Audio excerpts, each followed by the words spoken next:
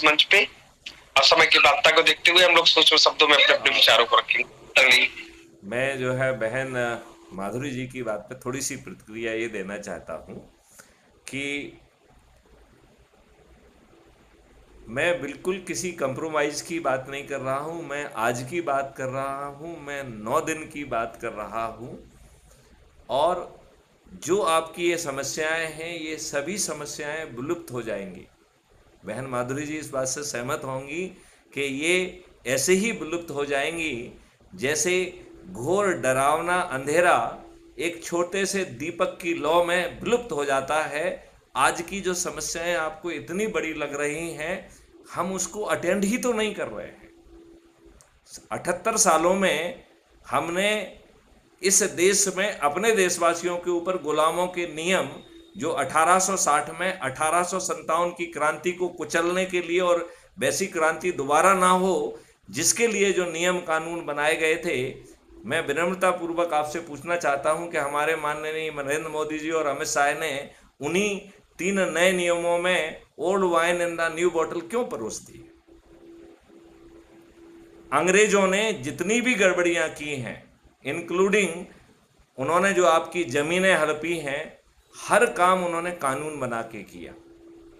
अंग्रेजों से इतना ही सोच लिया जाए कि भैया वो सब कानून हमें रद्द कर देना चाहिए, हमें नए कानून बनाना चाहिए। जो मैं आपसे बार बार कह रहा हूं कि हमें इकोसिस्टम बदलना होगा।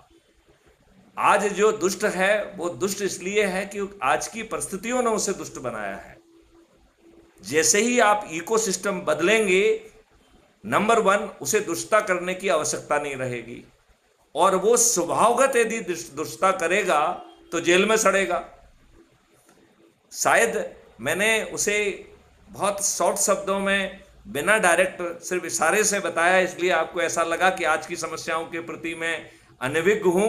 मैंने शुरुआत ही उसी से की थी कि हमारे जो गवर्नर महोदय वेस्ट बंगाल के रोते रहे प्रेस के सामने, वो अपने कलम का यूज क्यों नहीं कर रहे हैं। जो वो हर महीने रिपोर्ट भेजते हैं उसमें लिखें कि वेस्ट बंगाल की सरकार जो है वो उसके वहां पर संवैधानिक मशीनरी की फेलुअर हो चुकी है, लिहाजा हम आर्टिकल 356 के तहत वेस्ट बंगाल सरकार को भंग करने की, निरस्त करने की, रद्द करने की अनुशंसा करते हैं। आप कुछ भी तो नहीं कर रहे हैं। आप कहते हैं कि गौ की रक्षा करना है और गौ हत्या कानून बना के रखा हुआ है। आप कहते हैं कि नंदियों को, बैलों की आपको रक्षा करना है और उनके वध करने का आपने कानून बना के रखा है। हम कितने दुष्चरित्र के लोग हैं जो कुछ कहते हैं और उसके जो है ना यथार्थ में उसको नीचे करने की बात नहीं करते हैं। हम लोग स्लोगन की बात करते हैं। मैं आपसे विनम्रता पूर्वक कहता हूं कि आप लोग जो स्लोगन कहना चाहते हैं, जो क्रियाकलाप कहना चाहते हैं, उसे करते रहिए। केवल अच्छे भारत का संकल्प ले लीजिए। बैकग्राउंड पर मैं आपको आश्वस्त करता हूं कि नियम कानून पूरा इकोसिस्टम बदल जाएगा। इस देश का शपथकृत प्रधानमंत्री जो भी होगा वो 5 मौलिक अधिकारों और 21 महालक्ष्यों के सामने एक बौना व्यक्ति होगा। वो शपथ लेने के बाद भी उनको छू नहीं सकता है, उनको प्रभावित नहीं कर सकता है। ऐसा अद्भुत भारत आपको मिल जाएगा। आपके सब नियम कानून बदल जाएंगे। आपको 30 दिन में न्याय मिल जाएगा, वो भी बिना कोर्ट कचहरी जाए। क्योंकि मैंने विस्तार से आपको बताया नहीं है, मैं अपनी बहन माधुरी जी को मैं चाहूँगा कि आप वो सब दस्तावेज माधुरी जी से शेयर कर लीजिए, और माधुरी जी मुझसे चाहें तो 1 to 1 बात कर सकती हैं। और मैं आपको ये भी बताना चाहता हूं कि हमारी हर वार्तालाप रिकॉर्ड होती है, crime free Bharat YouTube channel पर पब्लिश होती है। तो आप और हमारे जो संवाद होंगे वो भी जनता को भी मालूम पड़ेंगे, और मुझे पक्का विश्वास है कि हम एक अद्भुत भारत का निर्माण कर पाएंगे, और वो 9 दिनों में संभव है। हमें सिर्फ अपने से जुड़े 10 लोगों को जोड़ने की चेन बनाना है। 10 into 10 into 10 into 10, 9 times it becomes 100 crore. और 100 करोड़ के आप फेरे में मत पड़िए। 144 करोड़ में से 44 करोड़ तो हम लोगों ने वैसे ही छोड़ दिए। इस मॉडल के तहत 9वें दिन 90 करोड़ लोग जुड़ रहे हैं, और वो संकल्प लेंगे, शपथ लेंगे, प्रयास करेंगे, उन्हें एक भी व्यक्ति को नहीं जोड़ना है। मतलब 134 करोड़ लोगों को किसी को नहीं जोड़ना है। 8वें दिन जो 9 करोड़ लोग जुड़ रहे हैं उन्हें केवल 10 लोगों को जोड़ना है, और वो पब्लिक को नहीं जोड़ना है। अपने परिवार के सदस्य, अपने रिश्तेदार, अपने मित्र, अपने पड़ोसी और जिन संगठनों से जुड़े हुए हैं। तो ये इतना आसान है कि सिर्फ एक व्यक्ति को, 144 करोड़ व्यक्ति में से एक व्यक्ति जिसने इस मॉडल को लाया है, उसके पास पूरे 9 दिन हैं। मैथिली शरण गुप्त को 90 लोगों को जोड़ना था। चूंकि बाकी लोग अपने शपथ का और उसका पालन नहीं कर रहे हैं, इसलिए मुझे 2190 लोगों को जोड़ना पड़ा है, नहीं तो मुझे सिर्फ 90 लोगों को जोड़ना था। मैं आप लोगों से अनुरोध करता हूं, आप उन मॉडल्स का अध्ययन करें। और मैं इतने लंबे समय से जो आप लोग संघर्ष कर रहे हैं, मैं आपको कहीं नहीं रोकूंगा। आप बिल्कुल इसी गति से, इसी हिम्मत से, इसी ऊर्जा से संघर्ष में भिड़े रहिए। हम आपके संघर्ष को इतनी ज़्यादा गति दे देंगे कि आपका संघर्ष जो है बिना संघर्ष के फलदायी हो जाएगा। नियम कानून बन जाएंगे, पुराने नियम कानून सब रद्द हो जाएंगे।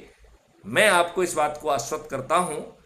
मैं एक बार फिर से भाई ज्योतिरादित्य भूषण द्विवेदी जी से निवेदन करूंगा कि हमारे दस्तावेज आप इन लोगों से, सब लोगों से शेयर कर लीजिए। मैं आप लोगों से 1 to 1 चर्चा करने के लिए भी तैयार हूं। मैं केवल एक ही आपसे संकल्प चाहता हूं, क्या आप अच्छे भारत का संकल्प लेंगे? मैं आपको विकेंद्रीकृत नेतृत्व के माध्यम से आप जिस स्तर का प्रयास करेंगे, उस स्तर का सत्ता का ताज भी आपके सिर पर होगा।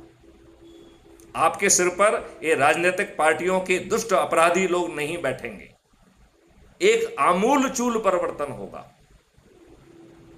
ये जो आज की दुष्टता है ये विलोपित हो जाएगी, शिक्षा पद्धति बदल जाएगी। आज जो आप सीबीएसई और उसके जो सिलेबस की बात कर रहे हैं वो सब निरर्थक है। 90% जो है ना ज्ञान किसी के काम में नहीं आता है, और जिस ज्ञान की आवश्यकता होती है वो ज्ञान कहीं पढ़ाया नहीं जाता है। Let's change it. हमारे उस गुरुकुल की व्यवस्था में जाइए जिसमें नीड बेस्ड जो है आपको एजुकेशन दी जाती है। तो मैं एक बार फिर से आप सब लोगों से प्रार्थना करता हूं, ये हमारा पहला संवाद है, मैं इसे लंबा नहीं करना चाहता हूं। मैं आप लोगों ने मुझे समय दिया, धैर्यपूर्वक सुना, स्नेह दिया, उसके लिए मैं आपका आभारी हूं। लेकिन मैं इस बात को दोहराना चाहता हूं कि इस देश के राजनेताओं ने इस देश के साथ दुष्टता की है। उन्होंने षड्यंत्र पूर्वक अंग्रेजों से हाथ मिलाते हुए अंग्रेजों की शर्तों पर सत्ता का हस्तांतरण स्वीकार किया और उन्हें गवर्नर जनरल ऑफ इंडिया बनाया। ये इस देश के साथ षड्यंत्र है। अपने देशवासियों के ऊपर गुलामों के नियम कानून थोपे, ये इस देश के साथ षड्यंत्र है। इस देश के घटिया कानूनों के तहत जिन विभागों की जो जिम्मेवारी है उसका पालन नहीं हो रहा है, इस देश की जनता के साथ ये विश्वासघात है, ये षड्यंत्र है। ये दुष्टतापूर्वक अपराधियों को मंडित कर रहे हैं, जाति धर्म और संप्रदाय में बांट रहे हैं। ये इतने घटिया लोग हैं कि इन्होंने गांव को जो है राजनीति में घसीट दिया है। इन्होंने गांव के चुनाव जो है, पंचायत के चुनाव पार्टी लाइंस पे कराकर अपने कैडर को खड़ा किया है। इन दुष्टों को अपना कैडर बड़ा लग रहा है, देश इनके लिए कोई मायने नहीं रखता है। बस इसी प्रार्थना के साथ मैं अपनी वाणी को विराम देता हूं। जय हिंद, जय भारत, वंदे मातरम। वंदे मातरम। बहुत बहुत धन्यवाद आदरणीय आपका। आपके विचार चूंकि क्रांतिकारी हैं तो क्रांति लाने में कुछ न कुछ समय तो लगता है और अनेक लोगों का सहयोग भी आवश्यक हो जाता है।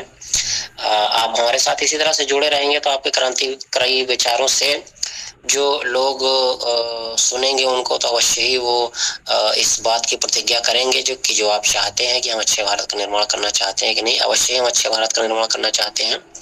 इसी कड़ी में इससे पहले कि हैंड रेस कर रखा है आदरणीय ने, लेकिन मैं आमंत्रित करूंगा श्री तारादत्त जोशी जी को। आप गाजियाबाद से हैं, आदरणीय तारादत्त जोशी जी।